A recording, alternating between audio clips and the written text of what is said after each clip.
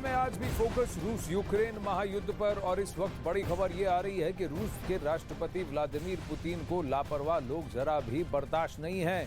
खास तौर पर अपने डिप्टी पीएम की लापरवाही पर उन्होंने भरी मीटिंग में उन्हें जमकर फटकार लगाई और टॉप कमांडर का डिमोशन कर डाला। डिप्टी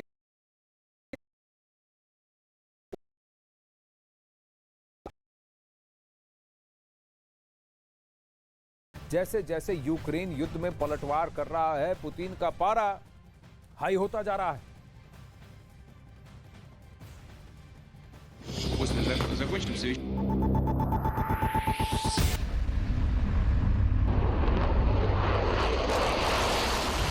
यूक्रेन में 11 महीने तक खिंची जंग से गुस्से में है रूस के राष्ट्रपति व्लादिमीर पुतिन।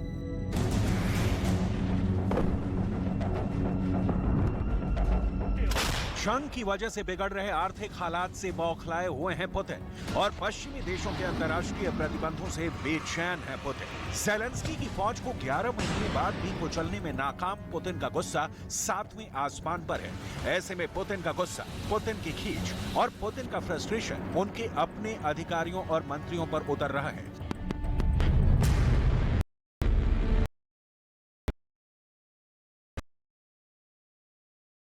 सैन्य और नागरिक विमानों की खरीद का टास्क दिया था। इस डील को डेनिस वक्त रहते पूरा नहीं कर पाए, जिससे पुतिन का गुस्सा भड़क गया। युद्ध में लगातार रूस को हो रहे भारी नुकसान के साथ अपने मंत्री की ऐसी लापरवाही रूस की जंगी रणनीति को नाकाम साबित कर सकती है। ये बात पुतिन अच्छी तरह से जानते हैं, इसीलिए उन्होंने डिप्टी पीएम डेनिस मंतुरोव की लापरवाही पर उन्हें नहीं बख्शा और वर्चुअल मीटिंग के दौरान ही खूब फटकार लगाई।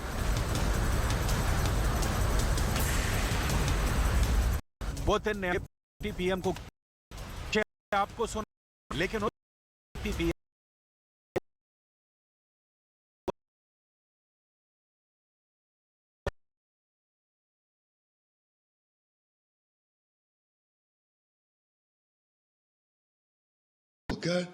и другие лизинговые компании, это в части вертолетов, а по самолетам у нас все сверстано, это с учетом тех испытаний, сертификации, как я доложил, по Министерству обороны и по гражданской линии. И ГТЛК, и другие лизинговые компании.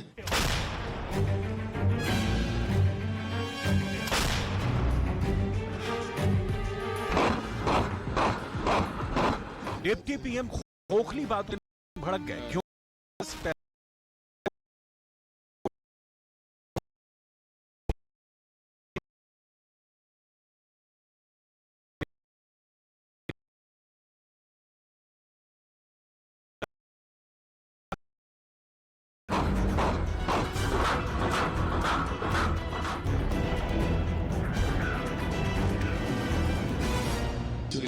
Денис Валентинович, да. Денис Валентинович, у вас сверстано, но контрактов нет.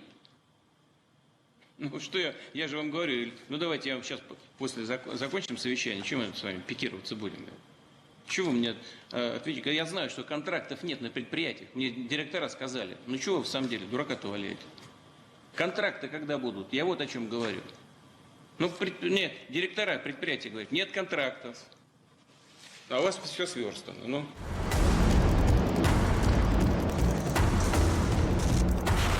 डिप्टी सीएम पर पुतिन का गुस्सा इस वजह से भी था क्योंकि जंग के बीच नए साल की छुट्टी मनाने वो तुर्की गए थे, जबकि तुर्की एक नाटो देश है जो यूक्रेन को लगातार आर्म सप्लाई कर रहा है।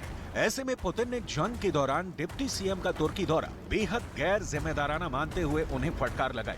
डिप्टी पीएम को फटकार लगाने का काम पुतिन बंद कमरे में भी कर सकते थे, लेकिन सार्वजनिक रूप से उन्होंने ऐसा इसलिए किया ताकि दूसरे मंत्रियों और अधिकारियों को सबक मिले और वो मुस्तैद होकर अपनी जिम्मेदारी निभाएं।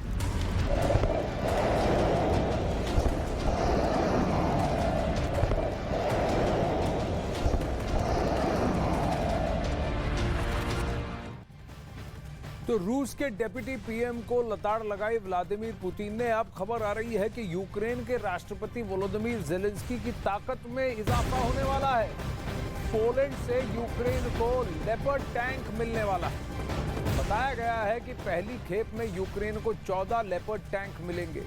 पोलैंड के ऑफर के बाद जेलेंस्की ने पोलैंड की सरकार को धन्यवाद भी दिया है। एक तरफ पोलैंड यूक्रेन को टैंक की मदद कर रहा है तो दूसरी तरफ लिथुआनिया से यूक्रेन को एंटी एयरक्राफ्ट सिस्टम मिलने वाला है। यानी नेटो देशों की मदद से यूक्रेन की युद्ध में स्थिति मजबूत होती जा रही है, जिसने पुतिन की टेंशन को थोड़ा और बढ़ा दिया है।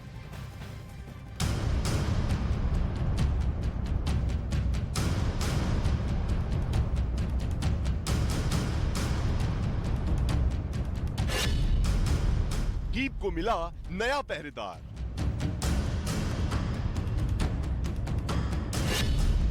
जेलेंस्की के हाथ नई किलर मशीन।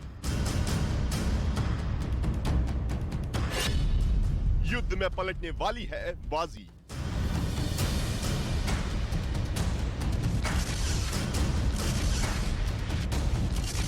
युद्ध के मैदान में डटे रूस और यूक्रेन के टैंक ने सब धुआं धुआं कर दिया।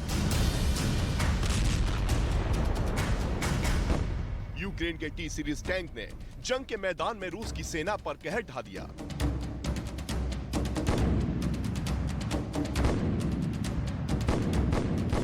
तो रूस के अपग्रेडेड टी सीरीज के टैंक ने जेलेंस्की की सेना की नाक में दम कर दिया।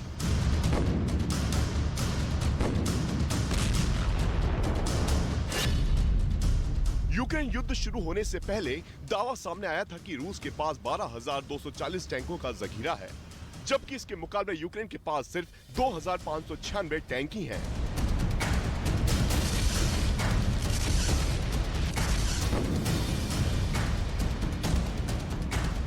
लेकिन 2,500 टैंक के साथ ही यूक्रेन की सेना युद्ध के मैदान में कूद पड़ी।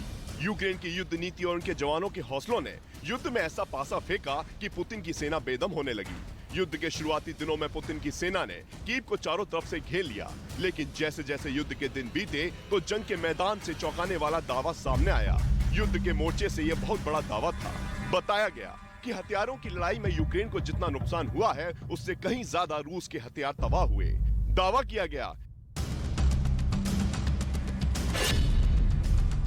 किया गया कि जंग में यूक्रेन के 2600 हथियार तबाह हुए, जबकि इससे कहीं ज्यादा करीब 8500 हथियार रूस के युद्ध में बर्बाद हो गए।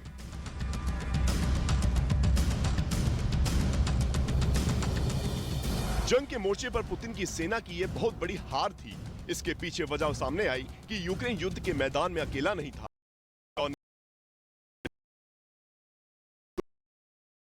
लेपर्ड टैंक की दुनिया के बेहतरीन टैंकों में गिनती होती है। पोलैंड से मिले सुरक्षा कवच से जेलेंस्की का जोश एक बार फिर हाई हो गया है। उन्होंने युद्ध के मोड़ पर डटे यूक्रेन की सेना की तरफ से पोलैंड का धन्यवाद दिया है। Україні танків. Я дякую за це. Дякую президенту Дуді, уряду Польщі, усім нашим польським друзям. Литва передає нашій державі зенітні системи, ту зброю, якою ми потребуємо для захисту від іранських дронів, для захисту нашої енергетики. Дякую Гітанасу за цей черговий прояв незмінної і принципової підтримки України, яка почала ще до 24 лютого і триватиме до нашої перемоги. यानी नेटो देशों से मिल रही मदद ने यूक्रेन की ताकत को फिर चार चांद लगा दिया है। और ये एक संदेश भी है नेटो देशों का कि वो युद्ध में यूक्रेन को अकेला नहीं छोड़ने वाला है। Międzynarodowej podjęliśmy decyzję o włożeniu pierwszego pakietu czołgowego kompanii czołgów Leopard, która mam nadzieję w szeregu z innymi kompaniami czołgów, także Leopard i innych, które zostaną tutaj przez inne państwa złożone, popłynie w niedługim czasie różnymi drogami na Ukrainę i będzie mogła wzmocnić obronę Ukrainy. Taka decyzja w Polsce już jest. मतलब ये युद्ध सिर्फ रूस और Ukraine का नहीं है, ये युद्ध कई महाशक्तियों के टकराव का है, जिसका परिणाम घातक होने वाला है।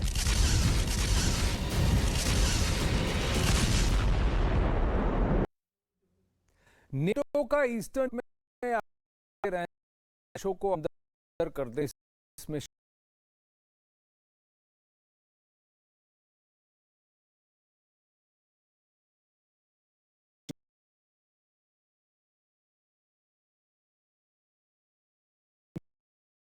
आक्रमण कर नेटो देशों से मिल रही मदद से यूक्रेन की सेना की ताकत में जबरदस्त इजाफा हो रहा है। अब आपको बताते हैं कि यूक्रेन को मिलने वाले लेपर्ड टैंक की ताकत आखिर क्या है और कितनी है। लेपर्ड टैंक की गिनती दुनिया के सबसे खतरनाक टैंकों में होती है। जर्मनी ने पहले लेपर्ड 1 टैंक बनाया था, जिसे बाद में अपग्रेड करके लेपर्ड टैंक 2 बनाया गया। लेपर्ड टैंक 2 बनाने के लिए जर्मनी ने अमेरिका की मदद भी ली। लेपर्ड 2 टैंक को जर्मनी की थल सेना के लिए 1970 में बनाया गया था। लेपर्ड 2 टैंक जर्मनी की सेना में साल 1979 में शामिल हुआ था। उसके बाद से ये दुनिया के सबसे टॉप टैंकों में गिना जाता है और इसी के 14 टैंक अब पोलैंड यूक्रेन को देने वाला है। आगे बढ़ते हैं। बखमूत में रूस और यूक्रेन के बीच जोरदार लड़ाई हो रही है। जोरदार इस लड़ाई का वीडियो भी अब सामने आया है। इस वीडियो में दो देशों की सेनाओं के बीच आमने सामने की जंग भी दिखी। हालांकि रूस के वैगनर ग्रुप ने बखमूत के सोलेदार शहर पर कब्जे का दावा भी कर दिया है, लेकिन जो तस्वीरें आई उसमें दो देशों की फौज आमने सामने की लड़ाई लड़ती हुई दिखी। इस वीडियो में बखमूत से बर्बादी की तस्वीरें भी दिख रही हैं साफ साफ। बखमूत बहुत इंपॉर्टेंट क्रूशियल लोकेशन है जहां रूस अब कुछ इलाकों में कब्जे का दावा भी कर रहा है। यूक्रेन युद्ध में अमेरिका और नेटो देशों की मदद से एक तरफ जहां यूक्रेन के राष्ट्रपति वोलोदिमीर ज़ेलेंस्की का जोश हाई है, तो उसने व्लादिमीर पुतिन की टेंशन भी बढ़ा दी है। इसे लेकर पुतिन नेटो देशों को परमाणु हमले की धमकी तक दे चुके हैं, लेकिन नेटो देश यूक्रेन की मदद से पीछे नहीं हटे हैं। अब अमेरिका और नेटो देशों से यूक्रेन को जो मदद मिलने वाली है वो युद्ध को बेहद घातक बना सकती है, क्योंकि अब इन आंकड़ों पर ध्यान दीजिए। जल्द ही युद्ध के मोर्चे पर अमेरिका के anti air defence system patriot तैनात होने वाले हैं और अमेरिका तो इस सिस्टम को चलाने के लिए यूक्रेन के सैनिकों को ट्रेनिंग भी दे रहा है। अमेरिका ने पुष्टि की है कि अगले हफ्ते से कम 100 यूक्रेनी सैनिकों को इन एंटी एयरक्राफ्ट सिस्टम्स को ऑपरेट करने की और पेट्रियट मिसाइल्स को ऑपरेट करने की ट्रेनिंग दी जाएगी। उधर ब्रिटेन ने यूक्रेन की मदद के लिए अपने शक्तिशाली चैलेंजर टैंक देने का ऐलान कर दिया है। जल्द ही ये चैलेंजर टैंक भी युद्ध के मैदान में यूक्रेन की सेना की ताकत बनेंगे, जबकि एक और ताकतवर टैंक लेपर्ड भी पोलैंड की तरफ से अब ज़ेलेंस्की के खेमे में जाकर खड़े होने वाला है, वहां शिरकत करने वाला है। यानी ज़ेलेंस्की की टैंक ताकत में जबरदस्त इजाफा होने वाला है। ग्राउंड आर्टिलरी में काफी उनको मदद मिलने वाली है, टैंक डिवीजन उनका स्ट्रांग होने वाला है और सरफेस टू एयर अटैकिंग और मिसाइल डिफेंस सिस्टम में भी उनको शक्ति मिलने वाली है। उधर नेटो सदस्य लिथुआनिया भी यूक्रेन को एंटी एयरक्राफ्ट सिस्टम देने का ऐलान कर चुका है। इसके लिए ज़ेलेंस्की ने लिथुआनिया के राष्ट्रपति का शुक्रिया अदा भी किया है। आगे बढ़ते हैं तो आप ये देख रहे हैं कि व्लादिमीर ज़ेलेंस्की को पोलैंड, लिथुआनिया और अन्य देशों से मदद मिल रही है। ये अब तस्वीरें सामने आई हैं, ये बखमूत की हैं, जहां दोनों सेनाएं आमने सामने दिखाई दी। आप तबाही का मंजर भी देख सकते हैं। हालांकि रूसी सैनिक और रूस ने यह दावा किया है कि कुछ इलाकों में बखमूत के उन्होंने अपना कब्जा जमा लिया है और यूक्रेनी सेना इस वक्त बैकफुट पर है बखमूत में। बखमूत बहुत ही क्रिटिकल क्रूशियल जगह है, इलाका है इस युद्ध में और रूस चाहेगा कि जल्द से जल्द यहां अपना कब्जा जमा कर इस एरिया को अपने अधीन कर ले और इसे सील कर ले। वहीं यूक्रेन चाहेगा कि बखमूत की लड़ाई एकदम डंके की चोट पर लड़े और रूस को यहां से खदेड़ने की कोशिश करे, उसे भारी नुकसान पहुंचाए। लेकिन पूरा शहर आप देख सकते हैं मलबे का मंजर है, बर्बादी का मंजर है। वहीं रूस के नए एटम बम का फर्स्ट लुक भी सामने आया है। ऐसा परमाणु बम जो रूस का सबसे बड़ा रक्षक भी है, जिस पर रूस की सुरक्षा और उसके दुश्मनों की तबाही की मुहर भी लगी है। रूस के रक्षा मंत्री ने अपने एक बयान में मॉस्को का परमाणु पर्दाफाश कर दिया। रूस और यूक्रेन युद्ध के बीच व्लादिमीर पुतिन की परमाणु भट्टी में कई नए परमाणु बम तैयार किए जा रहे हैं जो किसी भी वक्त युद्ध का रुख मोड़ सकते हैं। पर क्या इस न्यूक्लियर ऑप्शन को अवेल करेंगे व्लादिमीर पुतिन? क्या वो परमाणु बटन दबाएंगे या सिर्फ ये गीदड़ भभकियां हैं?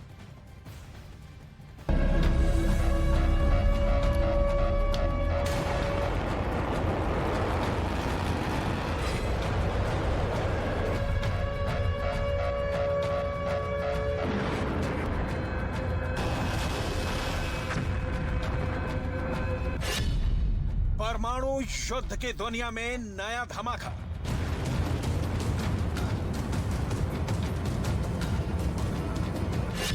क्या समंदर बनेगा न्यूक्लियर वार का एपिसेंटर?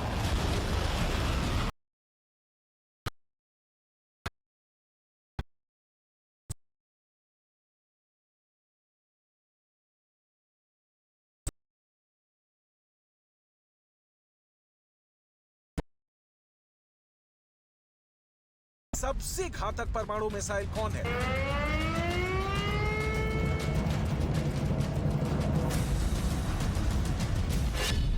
रूस का सीक्रेट न्यूक्लियर कमांड पर्दाफाश।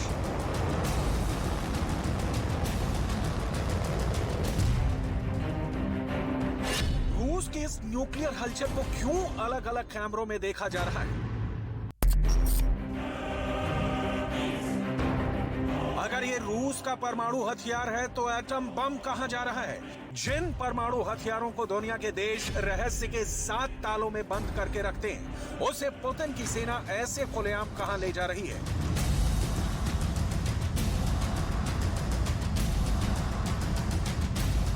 क्या पुतिन अपने परमाणु बमों को लॉन्चिंग प्लेटफॉर्म तक पहुंचा रहे हैं?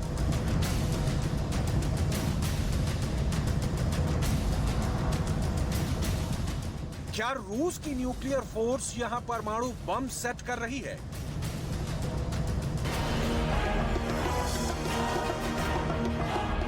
क्या इस न्यूक्लियर मूवमेंट का मतलब परमाणु युद्ध है? ऐसा रूस ने पहली बार नहीं किया है। एक हफ्ते में रूस ने तीसरी बार अपने परमाणु हथियारों को दुनिया को ऐसे खुलेआम दिखाया है।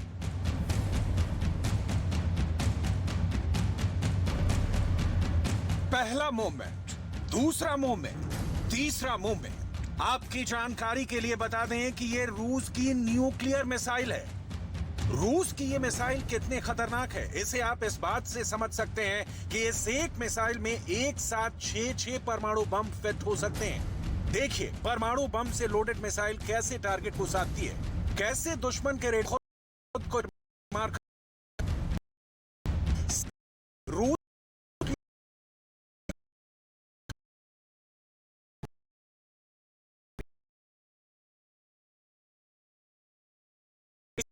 साथ परमाणु हमला किया जा सकता है। एक ऐसा नया परमाणु त्रिशूल जिसका पहला कमांड सेंटर जमीन पर रहेगा, दूसरा कमांड सेंटर आसमान में रहने वाला है, तीसरा कमांड सेंटर समंदर की लहरों में तैरता रहेगा, वहीं चौथा और सबसे सीक्रेट कमांड सेंटर समंदर के अंदर पनडुब्बी में रहेगा। रूस के इस नए परमाणु त्रिशूल के बारे में बताने की बहुत बड़ी वजह है। यूक्रेन युद्ध के बीच रूस के रक्षा मंत्री सर्गेई शोइगु ने बहुत ही बड़ा बयान दिया है। शोइगु ने कहा है कि रूस परमाणु हथियारों का विकास करना जारी रखेगा और इसकी तबाही मचाने वाली क्षमता को और बढ़ाएगा। Продолжим развивать ядерную триаду и поддерживать ее боеготовность, поскольку ядерный щит был и остается главным гарантом суверенитета и территориальной целостности нашего государства. रूस के रक्षा मंत्री सर्गेई शोइगु का यह बयान इंटरनेशनल हेडलाइन बना हुआ है, क्योंकि अपने इस बयान में रूस के रक्षा मंत्री ने पुतिन के परमाणु सोच को साफ-साफ शब्दों में जाहिर कर दिया है। रूस के रक्षा मंत्री सर्गेई शोइगु का कहना है कि रूस परमाणु हथियारों का विकास करना जारी रखेगा, क्योंकि परमाणु हथियार रूस की संप्रभुता की मुख्य गारंटी है। परमाणु बम ले जाने में सक्षम बैलिस्टिक मिसाइलों का प्रोडक्शन जारी रहेगा। न्यूक्लियर अटैक करने में सक्षम पनडुब्बियों और बम वर्षकों का और विकास किया जाएगा। Мы будем повышать боевые возможности воздушно-космических сил и в части работы истребителей и бомбардировщиков, в ПВО и совершенствование летательных аппаратов. सर्गेई रूस का असली रक्षक उसके परमाणु बम ही है। परमाणु हथियारों के दम पर ही रूस अपनी संप्रभुता और क्षेत्रीय अखंडता को बनाए रखने में सक्षम रहा है। यही वजह है कि रूस परमाणु हथियारों के विकास को आगे बढ़ाना जारी रखेगा।